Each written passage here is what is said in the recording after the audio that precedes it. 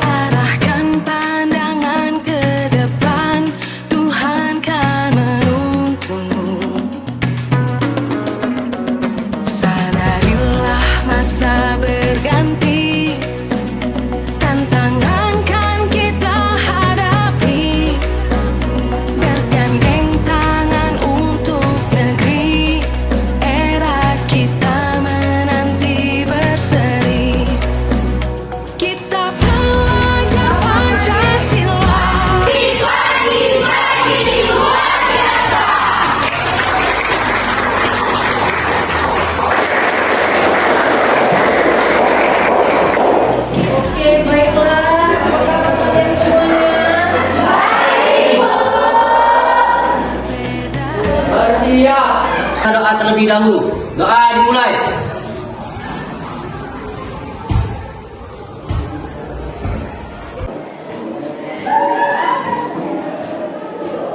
Doa selesai. Beri salam. Assalamualaikum warahmatullahi wabarakatuh. Selamat pagi, Bu. Selamat pagi semuanya. Pagi, Bu. Apa kabarnya hari ini? Baik, Bu. Baik, oke. Nah, sebelum kita masuk ke pelajaran, berikutnya Ibu mau absen dulu. Ibu mau cek situasi kondisi kelas ini. Sekretaris bagaimana? Izin Bu, kondisi kelas hari ini ada 3 siswa yang hadir. Fafianti sakit, Nur Agustin absen. Kelas 12 IPA 2. Adita Sari. Itu tadi ujian ya. Tapi tadi sakit sama apa? Ini baru. Oh, ini baru. Ujian sakit.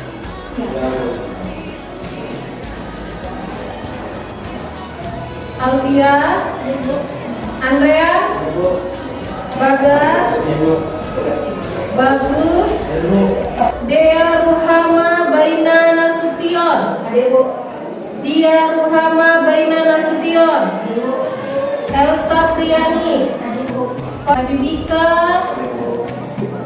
Hafiza Beranda, Heri Sucipto, Hairunisa,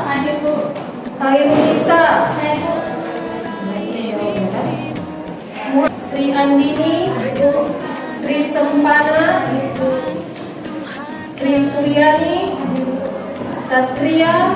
Oke, Ibu ingatkan tetap menjaga kesehatan ya. Bagaimana caranya?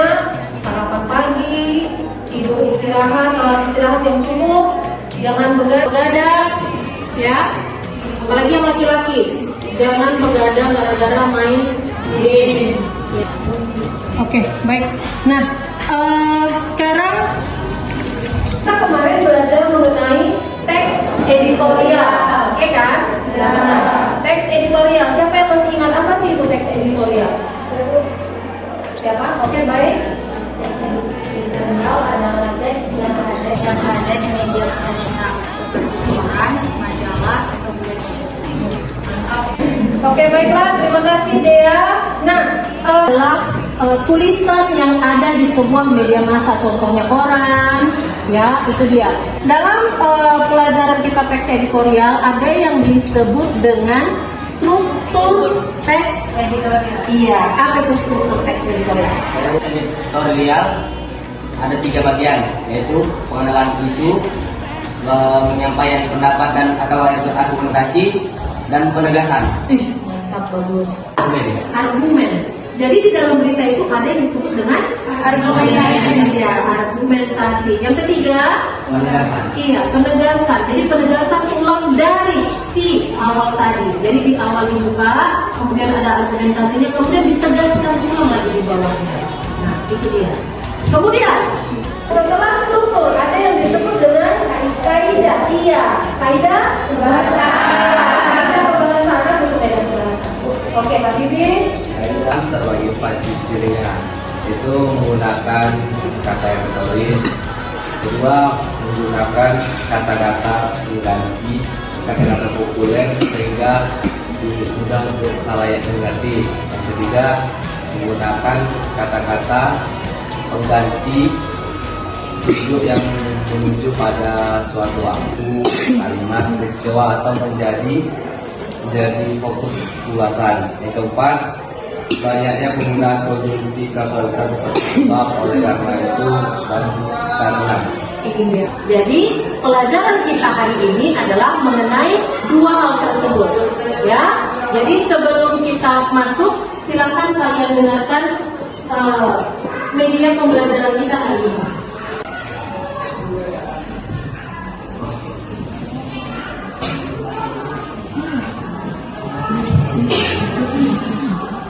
Silakan Perhatikan layar ini. Di sini nanti ada tujuan kompetensi dasar kita. Kompetensi dasar itu maksudnya kompetensi apa yang akan kita pelajari hari ini dan tujuan kita mempelajari teks editorial ini adalah apa. Nah, di sini nanti silakan kalian dengarkan supaya pembelajaran kita itu lebih terarah. Simak ya. Ya, Bu. teks editorial. Yang kedua, merancang teks editorial dengan memperhatikan struktur dan pembahasan baik secara lisan maupun tulis. Menyusun kerangka teks editorial dengan memperhatikan kaidah kebahasaan secara lisan maupun tulisan. Merancang teks editorial dengan memperhatikan struktur dan kaidah kebahasaan secara lisan maupun tulisan. Kemudian yang terakhir, menulis teks editorial dengan memperhatikan struktur dan kaidah kebahasaan baik secara lisan maupun tulisan. Jadi, tujuan pembelajaran kita hari ini adalah melalui model pembelajaran problem based learning, peserta didik mampu menganalisis struktur dan kaidah kebahasaan teks editorial melalui pengamatan gambar dan penayangan video mengenai teks editorial. Yang kedua, melalui model pembelajaran problem based learning, peserta didik mampu merancang teks editorial dengan memperhatikan struktur dan kebahasaan baik secara lisan maupun tulis melalui pengamatan gambar dan penayangan video dengan baik. Apa itu tadi struktur yang sudah dijawab Rian, kemudian kaidah kebahasaan yang sudah dijawab Habibika, ya. Nah, inilah pelajaran kita. Setelah kamu mengetahui struktur teks editorial dan kaidah kebahasaannya dari hasil pengamatan kalian dari gambar atau melihat sebuah berita. Jadi kalian bahasa kalian sendiri, ya. Semangat kan? Oke, sebelum kita masuk, kita nyanyikan dulu lagu nasional kita. Kepada dunia, semangatmu yang panas membara.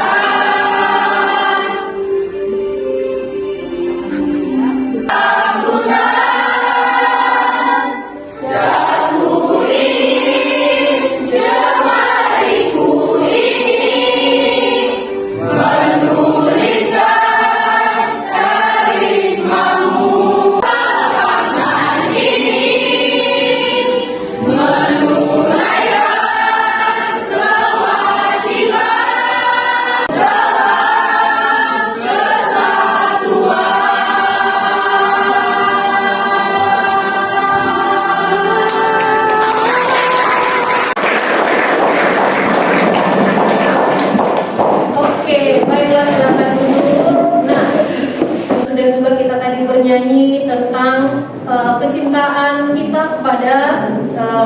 Indonesia kita ini, ya.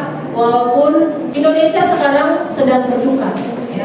Indonesia sekarang sedang berduka karena kejadian-kejadian yang banyak menimpa masyarakat kita. Kita bersyukur di Brandan ini tidak ada terjadi apa-apa, ya. Kita berdoa Brandan, Pangkalan Brandan dan juga semua seharusnya Indonesia itu tetap dalam keadaan damai, tidak ada perpecahan, tidak ada perkelahian, tidak ada juga bencana. Kalau kita tidak update dengan apa yang terjadi, kita tidak tahu dengan apa yang terjadi di sekitar kita, ya kan? Tidak seperti kata pepatah,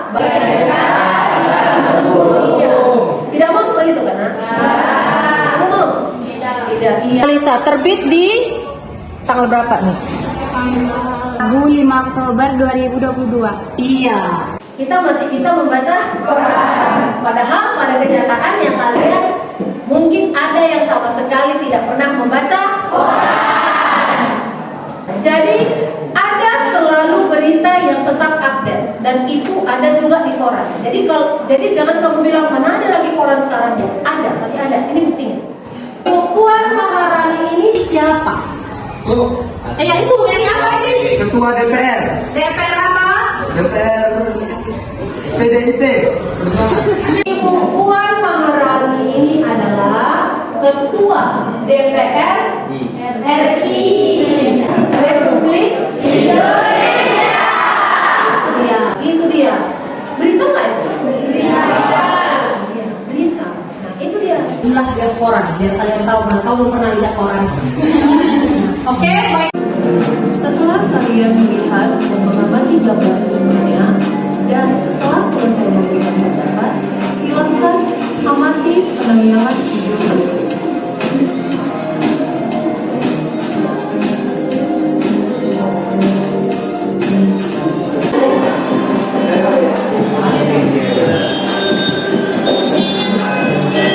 video berikut.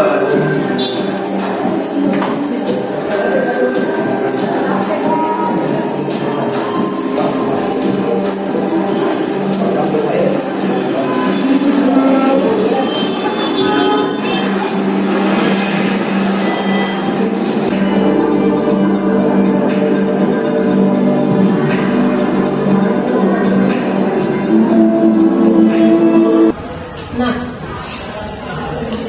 gambar apa yang kalian lihat? Ayo. Setan. Kemudian, ayo. Apa pendapat kamu mengenai gambar ini? Ini gambar apa? Kemudian berikan pendapat kamu. Ayo, katakan siapa? Kemacetan di jalan raya lalu lintas. Iya, kemacetan lalu lintas di jalan. Kamu bayangkan Lucky ada di situ pakai dalam kuning. Yang paling belakang itu Boleh, yang paling belakang Lucky. Nah, ya kamu bayangkan Lucky kamu masih macet di panjang di belakang. Bosan, membosankan. Kemudian capek, panas. Ya, ada 3. Siapa? Oke, lihat. Siapa? Azril. Oh, Azril. Nah, Azril kamu yang pakai baju ini, yang pakai baju putih biru. Yang pakai baju putih biru ini loh Azril, ini kamu Azril.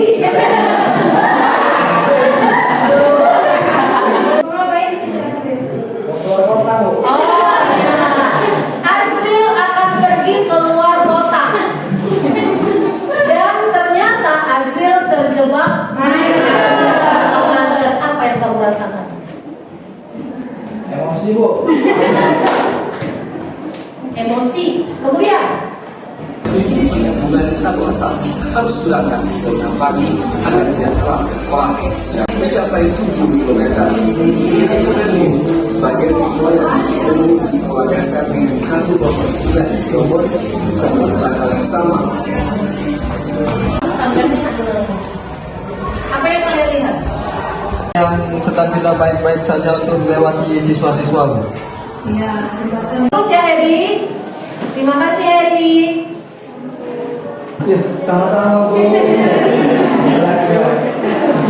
Ayo yang lain. Yang lain apa yang kamu lihat? Ya Azril. Siswa-siswi SMP yang sedang berangkat sekolah. Iya. ialah siswa-siswi pelajar yang sedang berangkat ke sekolah. Berangkat ke sini, kamu salah satu yang di tengah-tengah itu, yang memang tadi. Bagaimana Pak? Susah Bu, dan takut jatuh ke bawah karena mau berangkat sekolah, kalau jatuh ke bawah masa bukunya Bu. Sedih Bu, itu gambar anak-anak lagi-lagi. Ya, Sedih karena tidak belajar sesuai dengan, maksudnya nggak belajarnya tuh nggak sesuai kayak kita biasanya, lainnya itu nggak layak.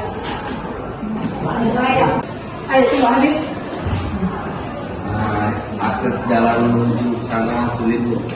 Ya, sehingga mereka susah berubah dari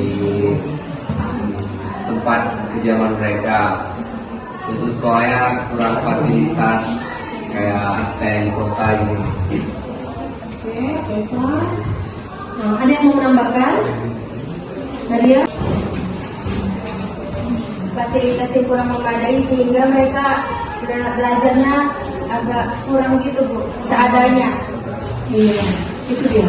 Tetapi guru pun tidak ada. Makanya ada program pemerintah yang mengajak, ada dua pilihan.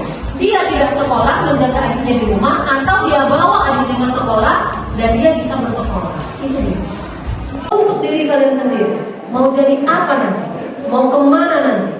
Apakah akan membawa perubahan yang baik untuk dirimu dan keluargamu? Apakah membawa suatu atau bahkan sama sekali tidak ada hasilnya? Ya, itu dia. Jadi perjuangan mereka itu sangat kita apresiasi. Ya, luar biasa semangat mereka. Nah, ya, ini ada LKPD, lembar kerja peserta didik. Inilah yang kalian kerjakan. Di sini nanti, tadi kan kita sudah mengamati gambar tentang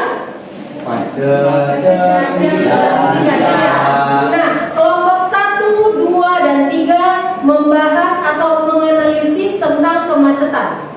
Kelompok 4, 5, dan 6 tentang pendidikan.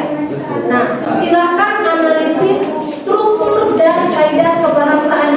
Di dalam sudah ada teksnya. Ayo silakan ketua kelas bagi LKPD-nya. Materi kita hari ini.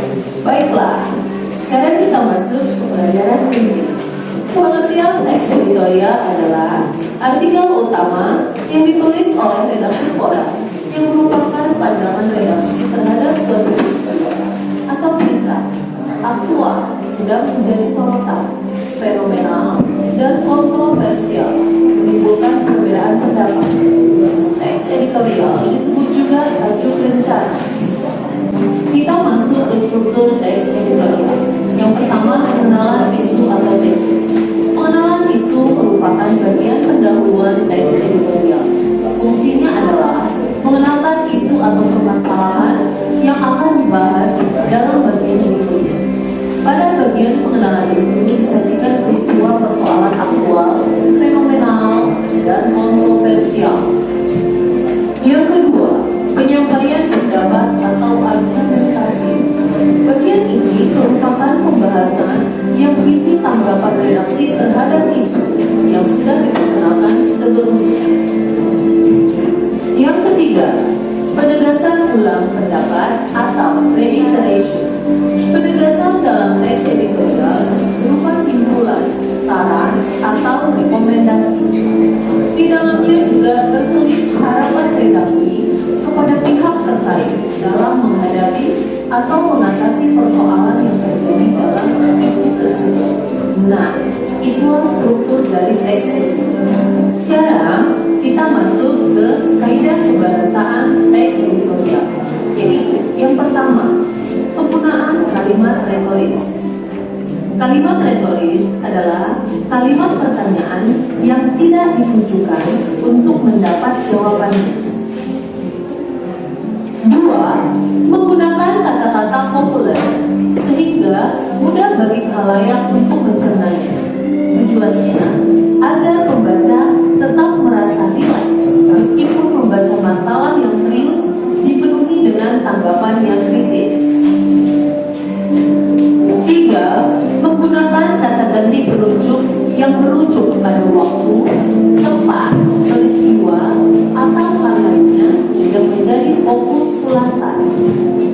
Yang keempat, banyaknya penggunaan konjungsi kausalitas seperti sebab, karena sebab, oleh sebab itu. Bagaimana cara menganalisis struktur teks editorial? Dikalibrasi, pendapat ini ada di mana? Di mana? Iya, di pertengahan atau di bagian pertengahan teks. Lanjut, kaidah kebahasaan. Kalau ada yang tidak dipahami, silakan bertanya. Buka internet, ada bawa handphone? Ya. Pakai handphone untuk mencari informasi sebagai bahan referensi awal.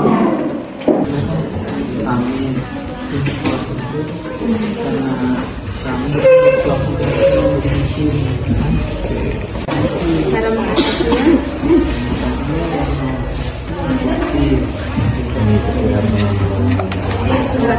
Nama kelompok di depan. kalian kan di sini tulis ya. Udah paham? Paham. Bagi tugas, kamu cari saran. Kalian kaidah kebahasaan. Mana buku, mana tulisan kamu? Buku mana?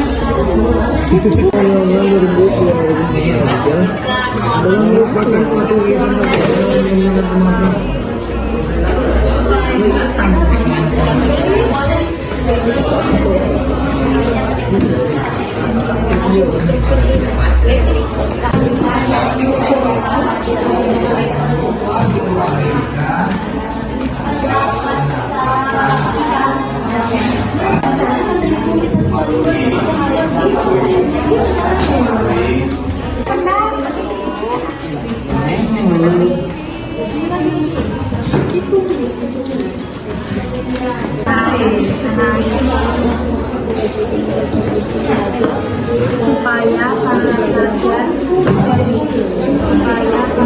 harus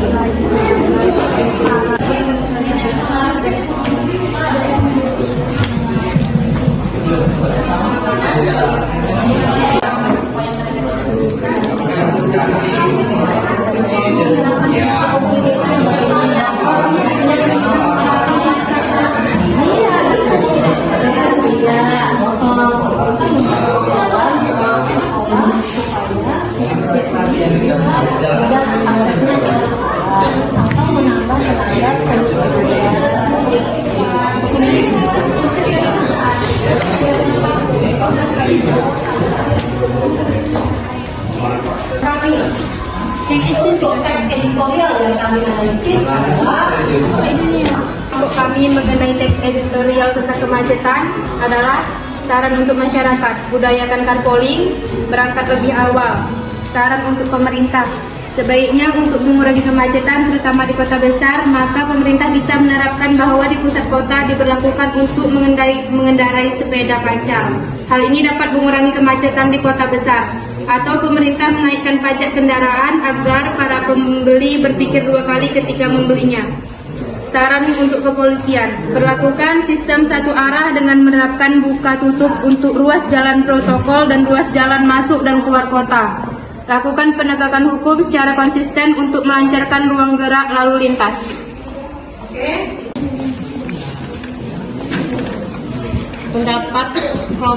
Pendapat kami tentang teks editorial mengenai tentang kemacetan lalu lintas. Pendapat kami adalah sebaiknya kita sebagai pengguna jalan harus lebih tertib dalam berlalu lintas supaya jalan lintas tidak macet. sampaikan analisis kalian mengenai struktur teks editorial. Hasil analisis struktur teks editorial menurut pendapat kami adalah: 1. Penanggalan isu. Secara umum, permasalahan penyelenggaraan pendidikan yang ada di daerah 3T antara lain adalah permasalahan pendidik. Permasalahan pendidik sepertinya kekurangan jumlah tenaga pengajar, distribusi yang tidak seimbang. Kedua, penyampaian pendapat atau argumen. Banyak upaya yang bisa dilakukan pemerintah untuk meningkatkan pemerataan pendidikan di Indonesia, seperti menyediakan sekolah gratis mulai dari SD hingga SMP, membangun sarana dan prasarana yang memadai. Ketiga, penegasan. Seharusnya pemerintah setempat melaporkan hal tersebut kepada pemerintah untuk memberikan fasilitas yang baik. Sekalian mengenai kaidah kebahasaan. Nah, menurut pendapat kami tentang kaidah kebahasaan editorial itu, yang pertama, benarkah pemerintah tidak tahu atau tidak diberitahu mengenai pembangunan infrastruktur jalan atau jembatan yang dilewati masyarakat untuk sekolah maupun aktivitas lainnya. Yang kedua, pemerintah menambahkan pengajar yang cukup.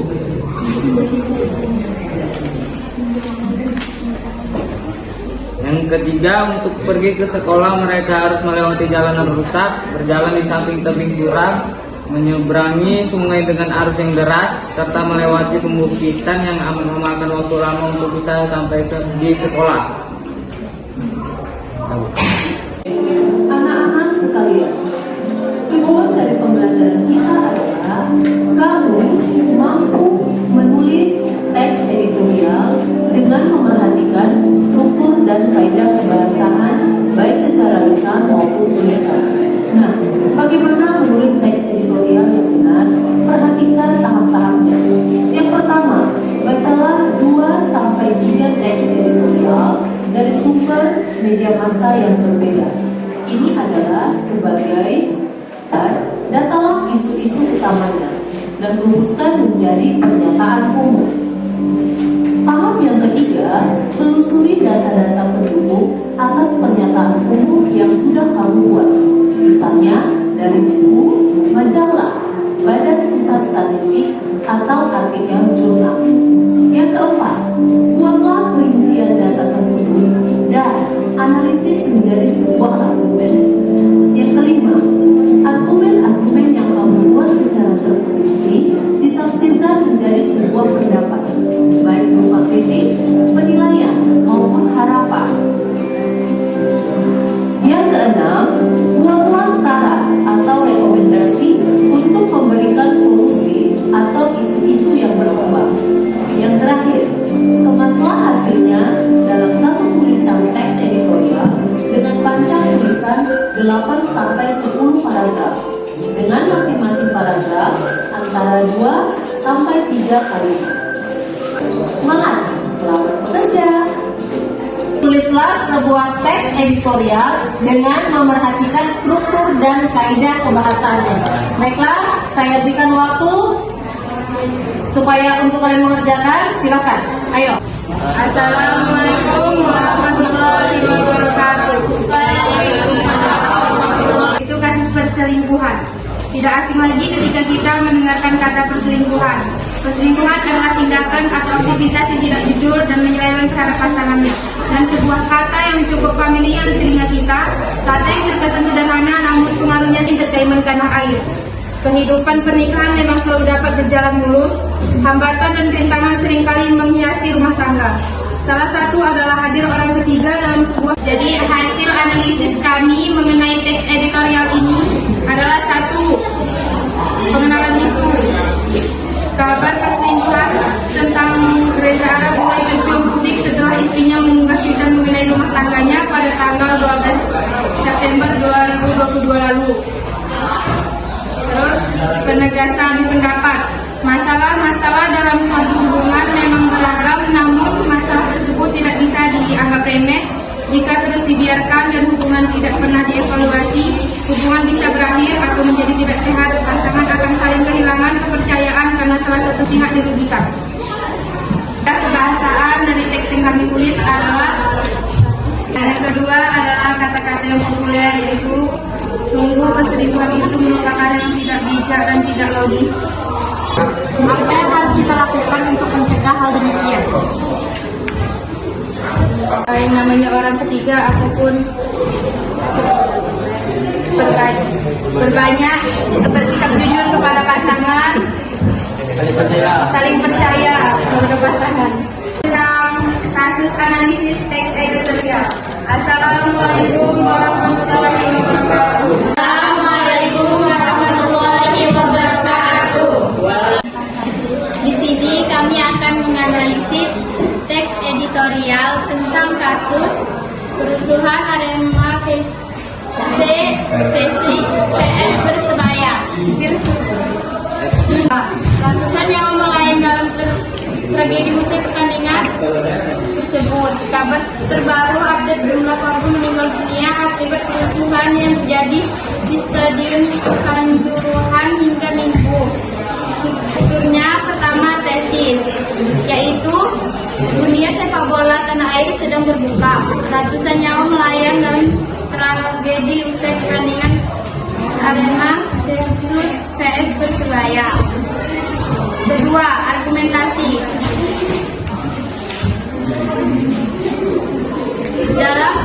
Dari 125 korban tewas, penegasan ulang, yaitu beberapa saat setelah pertandingan yang dimenangi Persebaya dengan skor 3-2 itu kampung supporter berbondong-bondong masuk ke lapangan. Pihak keamanan mencoba mengamankan situasi dengan menembakkan gas air mata ke bagian bawah pagar pembatas. Jadi kaidah kebahasaan Persebaya Surabaya, apakah ini menjadi tragedi terbesar kedua dalam sejarah sepak bola di dunia? Yang kedua, menggunakan kata-kata populer, yaitu sampai tulisan ini dicatat sebanyak 130 orang yang terdiri atas 128 supporter Arema dan 2 personal dari kepolisian meninggal dunia. Sementara ini ada yang ingin memberi pendapatnya. Saya ingin bertanya, menurut kalian siapa yang bertanggung jawab atas kericuhan antara Arema dan versus Persebaya ini? Kami yang bertanggung jawab atas kasus ini yaitu pemerintah karena melibatkan dua daerah. Tindakan selanjutnya biar agar nggak terulang ini kemana? Kita menjadi supporter yang tidak maju. Ya, sebaiknya kita menjadi supporter yang sportif dan sebaiknya kita menerima kekalahan dalam pertandingan apapun itu. Hasil dari presentasi teman-teman kamu, apakah sudah memenuhi unsur-unsur yang kita bahas? Jelaskah tadi struktur? Ayo Alfia, coba. Menurut saya presentasi dari tadi sudah jelas Bu, karena sesuai dengan struktur dan kaidah. Pembelajaran kita hari ini adalah dari hasil presentasi teman kalian tadi itu sudah lumayan bagus, hanya mungkin belum menguasai materi.